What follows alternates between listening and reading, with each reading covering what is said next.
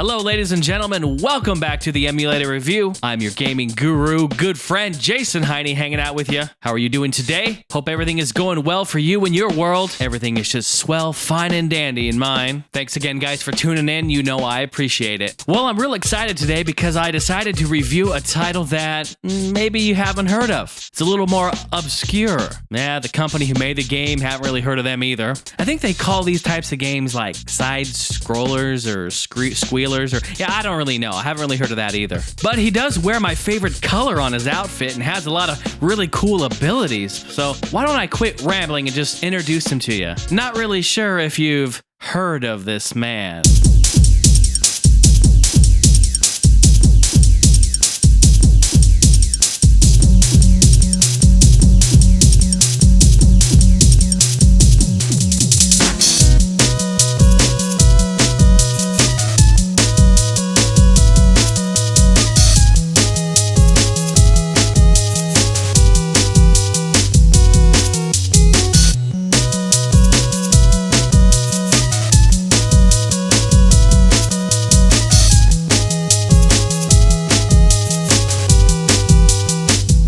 Ladies and gentlemen, this is Mega Man, released by Capcom in 1987 for the Nintendo Entertainment System. This was the birth of Capcom's most successful franchise. Mega Man, also known as Rockman in Japan, is featured in over 50 different releases, and as of 2010 have sold over 30 million of those releases worldwide. That is insane. So you may be asking yourself, well, what's the big deal with the Blue Bomber? Why is he so special? And realistically, if you did ask yourself that, then you need to come out from under the rock, man. Get it? Rock, man? Huh. Come on, when the comedy's free, you can't complain. So the original series of Mega Man consists of 11 different games, spanning across multiple platforms such as Game Boy, PC, WiiWare, Xbox Live, and PSN. There were also a ton of spin-offs like Mega Man X, Mega Man Zero, ZX, Mega Man Legends, Battle Network, and so on and so forth. Remember, again, there are over 50 different titles, so in the interest of time and all of our sanity, I'll just be discussing one today. That is the original. Let's talk a little bit about the story in case you're unfamiliar with it. Now, I've talked to many different people and also read multiple articles about the story of Mega Man, and through all of these, I did find one common thread, and that is this. The story begins with Dr. Light and his partner Dr. Wily, two scientists. They've taken it on themselves to better the world by building a bunch of robots that specialize in certain fields to do the dangerous jobs out there so that the humans don't have to. Sounds like a good idea. And after we jump right into the game, you find out right away that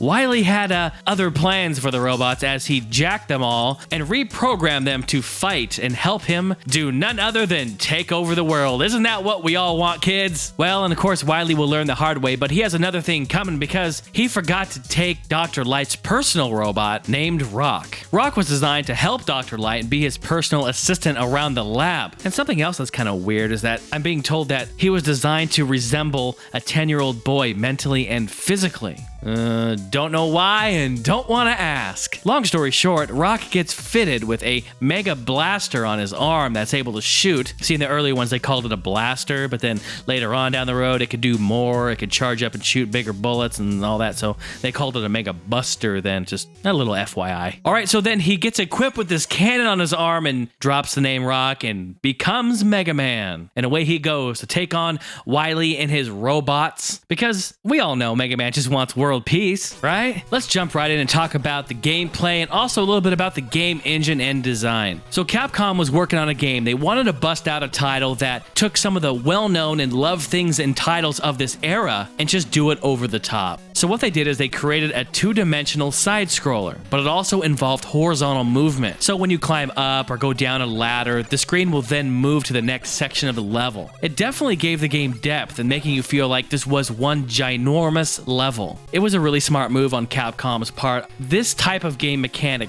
set the standard for all the Mega Mans to come. But not only that, this technique is even being used today to develop current-gen games. So the game mechanics stayed relatively the same throughout all the releases of Mega Man on the NES. Mega Man, however, did see some subtle changes. Capcom was really picky. They didn't want to throw some moves at you that didn't really fit the whole Mega Man theme, so they just did small variations of things, like they gave him a slide ability, and I believe in Mega Man 4 4, that's when they introduced the Mega Buster, which then could charge and shoot a bigger blast. It was then a little bit later on down the road when Mega Man was hanging out in the 16-bit era, he got himself a little bit of a facelift. But then going back to Mega Man 9 and 10, which is exclusive to WiiWare, PSN, and Xbox Live, they took him back to his original roots, looking, acting, and performing exactly how he was originally intended to be. So when you start the game, and what's different from this one than all the other ones to follow is that you're not greeted with any flashy intro, no story, no backstory, no music for crying out loud. Just a good old-fashioned splash screen of Mega Man. And then when you launch, you go right in, you're greeted to 6 different robot bosses to fight here. Cut Man, Guts Man, Ice Man, Bomb Man, Fireman, and Elect Man. And I don't know, maybe it's just me, but when I play this game, I feel like Capcom didn't really know the success that this was going to do, in a way. I want to say, like, they knew that they had a great title, and they had a great game that looked fantastic, even for the time, but I don't know if they really knew it was going to blow up like it did. Because the game's fantastic, but then everything else around the edge is kind of like the bread is good, but the crust is hard. You know what I'm saying? Like, there's just not a whole lot to it. But the content's there, the gameplay's there, the visuals are awesome, and for 87, this was the best looking game on the block, no doubt. And just because it is a little bland around the edges, that's the only reason why I think that Capcom didn't really know how big this was going to be. And make no mistake about it, this game definitely was. So the cool thing about Mega Man is that he fights these robots. Once he kills them, he can then absorb and take over their powers. So like Elect Man, he can throw electricity, Ice Man, spit ice, fire. I mean, you get the idea here. So then the concept was that you fight the bosses, take their powers, then use their own abilities on themselves to kill them. Pretty sweet. Okay, I now want to take this opportunity to talk about the music. Now, there's not a whole lot to say about it, but I do want to tell you, I think the music is fantastic in this game. It is a Capcom classic soundtrack for sure. You know, throughout game development, you find music that's composed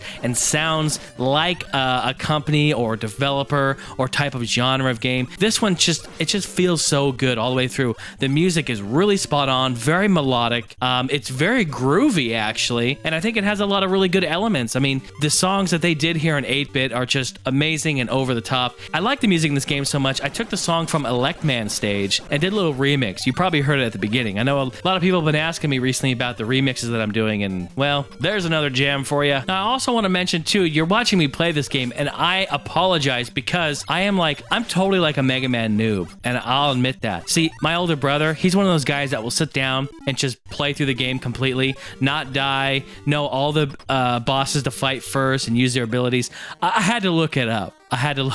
So I'm sorry, you can hate me now. But honestly, when I was a kid, I would just sit and be in awe of my brother and just sit there for hours and just watch him play and then play it again and then find a different boss to play and do it different ways. And that's the beauty of this game, is that you can sit down and you find different ways to play. You can fight a different boss, see what their abilities do on different bosses and different strategies. Honestly, I found that if you don't use the right one, it usually does less damage than your normal blasters, so that's strange. But either way, that is the beauty of this game, to sit down and try to figure out new ways to beat it. Now, I guess that kind of rolls me into talking about the game's difficulty. Now, as a child, this game was one of the hardest games I ever played. And, you know, even today, I'm not that great at the game. I do enjoy it, and I'm getting better and better as I play, and I love every minute. But it's still a hard game for me. Now, I know there's a ton of Mega Man diehard fans out there. I mean, I've even seen a few on YouTube of just like playthroughs. These people freaking own at the game, and I'm ashamed to show my own footage of the game, but it is what it is. But the game is still difficult. It still has a lot of great replay value in it, and I honestly think that you can sit down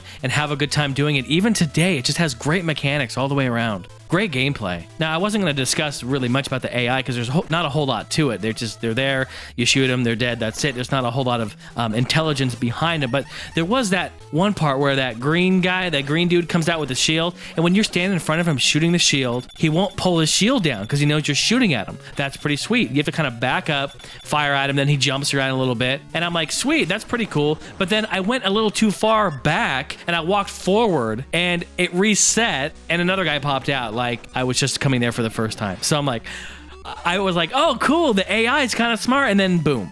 But you know what? That's a really common thing on the old school games too. It's like when you go off screen, like out of frame, and then come back in, you know, it'll reset the enemy. That's a common thing. Just a little something funny I wanted to note about it. And honestly, I had a ton of fun playing this game and going back and doing it all again. But I'm a total noob at this game compared to a lot of people. And another thing I wanted to mention, just while kicking back watching my noob reel, as I'll call it, this was the only title where they had points, those little those little blue balls and purple balls that would drop. They give you points to add up to your score, which made no sense at all. Like, it went to nothing, you know? It didn't matter. We got points for beating the bosses, points for getting those things. Like, yeah, it had no purpose. But it's like they wanted to give you something to fight for, right? You know, like make the play mechanic a little interesting. That was the only Mega Man game that did that. So that's a pretty cool little fun tip. So this is Mega Man for the Nintendo Entertainment System. It's a fantastic title. You already know this, but let me ask you a question. Do you think they're all like this? 2 years later, Capcom releases Mega Man for DOS. And I remember hearing about this because Mega Man was so amazing for the NES. I knew we were in for such a treat and such a gem here for the PC. I would rather follow Justin Bieber on Twitter than play this game. Well, actually, no. I'd rather play this game. But still, you understand what I'm saying. Steve Benway would call this game complete rubbish. This is horrible. This is a disgrace to Capcom, a disgrace to Mega Man, and a disgrace to the franchise. It's a disgrace for me even to be showing this footage. It's a disgrace to my show. But you guys must know the truth, and that's how I'll always have it. Look at this mess. I can't even hit this guy. This freaking jumping wolf. Look at this. He jumps right on me. He's on top of me. I cannot even get around him. I can't shoot him. I can't do anything about it. I try to run away.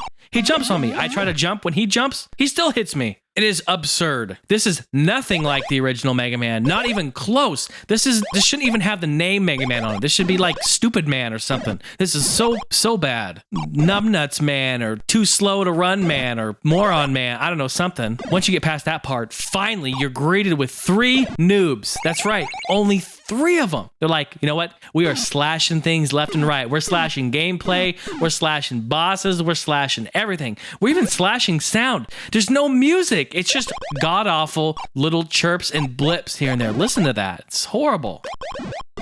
As you can see, this is the worst game I've ever played, but I'm going to put this out of my memory because I'm going to act like this game never exists. That's really what Mega Man deserves. That's what the franchise deserves. I think Capcom should get slapped in the back of the head with a wet towel for this, but I'm going to just forget that it even happened. Ladies and gentlemen, there is a reason why Mega Man has become the most successful franchise, not just for Capcom, but for the 2D side-scroller. I mean, it is a fantastic game. It has sold millions and millions of copies, and for all good reason. This game brought so many things to all of us that we know and love today, and I know there's a ton of hardcore fans out there even today playing this, loving this, with all good reasons. So folks, thanks for joining me today on the Emulator review. I hope you've enjoyed the show. It's time to hit you with a grade. This game gets an A-.